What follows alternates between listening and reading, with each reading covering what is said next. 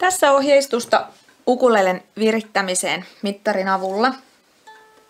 Mä oon laittanut täältä virran päälle ja sitten mä oon painanut tästä virtanapista uudelleen niin monta kertaa, että kun tuolla oikeassa alakulmassa on noin pienet kirjaimet, siellä on C, G, B, V, U eri soittimille, niin että toi U palaa.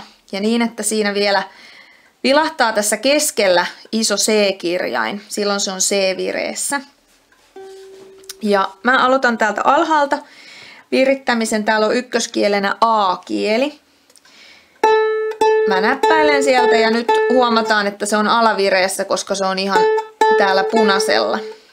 Silloin väännetään vastapäivään täältä viritystapista niin, että saadaan se tohon vihreälle.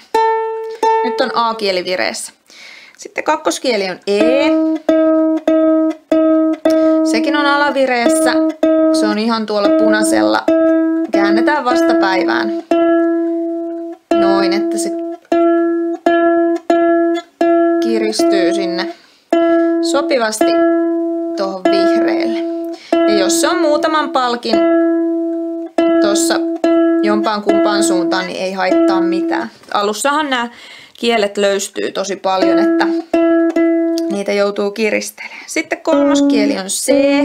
Se on mulla hirmuisesti ylävireessä, kun se on ihan tuolla keltaisella alueella.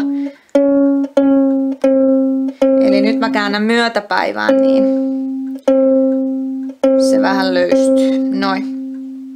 Vastapäivään kiristetään ja myötäpäivään sitten, jos on ylävireessä, niin löystytetään. Ja neloskieli on G, joka on mulla täällä ihan alavireessä. Vastapäivään kiristän sitä. Ja noin.